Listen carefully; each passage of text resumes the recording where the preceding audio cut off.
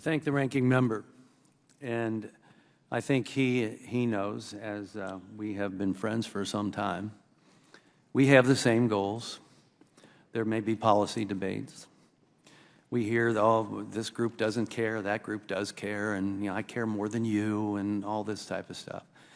The bottom line is, this committee would not have even been formed if we didn't care. Right. That's why this select committee was formed. So weed through all the stuff you may have heard today from many ways. Our goal is to be prepared next time. And you know what? Next time, we may have a pandemic that affects kids more than adults. Correct. And how are we going to be ready for it? Correct. And that's really what we're after. We have 2 years to do this. It's a short time, and there's so many topics to cover. So I hope that as we go through the process, understand the things that were mentioned we need to talk about. We plan to talk about all those. What programs are actually working? It's our job for oversight to decide how much are we spending on things and where is the money going and is it actually having a return on investment? Because that's a smart thing to do. Of course. So, you hear things today like, oh, you don't like these guidelines. As I said to you, the guidelines that I questioned you about as being accepted, I agreed with them. I didn't have a problem with them. That wasn't the issue.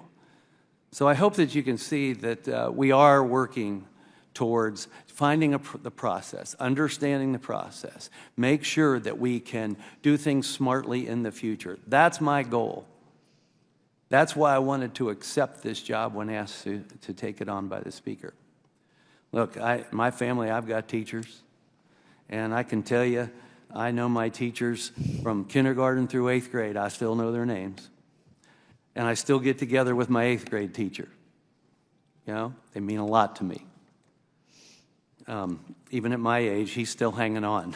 But, so we, over and over again, like we heard implied that I was against those things. I wasn't. I just wanted to understand the process. And we've had hearings here with the school nurse associations Yes. represented, and we've had good discussions. Now, one of the things you said, though, is you saw much less transmission in the schools. And so me, as a scientist, as a doctor, I'm like, well, then why are you wanting to base things on community rates? That didn't make sense to me. So these are questions we want to get to the answers to. And what data was used, and why did you come to these conclusions? Did data give us better choices? It did. And so, you mentioned a couple things that I would like to put into the record, if we can. The written guidance from the medical experts that you talked to, I think it would be good if we got something from them for the record to hear. Well, I certainly can give you their names. Okay. I think that a lot of what we did, sir, was we did orally. But so I will give you their names, Okay. and if I can find the written guidance, we will find it, of course. Whatever you can do, or whatever they may want to submit, and maybe they can Sure. recall what they put together. And I think that would be helpful. You mentioned the Cuomo Commission, and that you had your suggestions, guidelines. I'd like to have that as well, things that were there for reopening. And you did mention that you weren't asked by the previous administration. That's fine. Maybe that's another lesson learned that, look, we're looking at who are the groups that were asked to weigh in. Okay, well, was it helpful? Was it not? This is where we are right now. And so these are legitimate questions. So you got the Cuomo Commission. I know you stated that you had contact with Dr. Walensky, and so I would hope that that was submitted to Dr. Walensky, who did ask for your input. But let me just share something here from Hawaii, and it's an exchange between reporters and our governor in Ohio.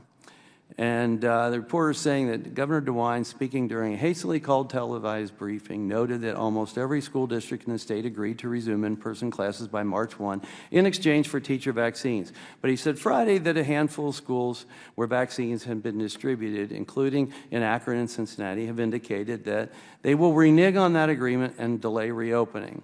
Governor DeWine said that while anyone who wanted the vaccination in Akron schools has received one, school administrators there aren't planning to resume in-person learning until mid-March. Governor then was quoted as saying that's not acceptable either.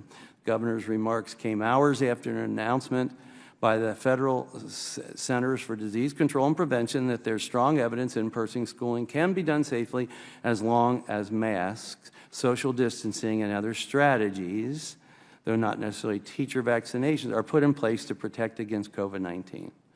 So when I read these things, you know, it seems to me fair to want an explanation as to why several large public school districts in Ohio refused to open in March of 2021, despite having vaccines distributed, thus compelling the governor to take the extraordinary actions to compel them to open.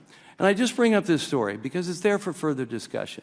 These are the things we want to look back on and ask ourselves why.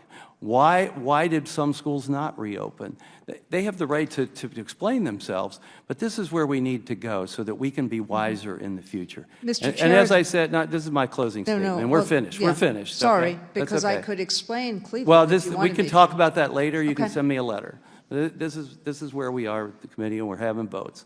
You know, but this is my closing statement. What I'm saying is that's what this committee is supposed to be about, and I hope it can be that way throughout the rest of it, because we're going to be doing this for a while. So questions will come up, and you can feel free to answer that to me in writing, and I would appreciate that. Thank you. And with that, I would say that this hearing is adjourned.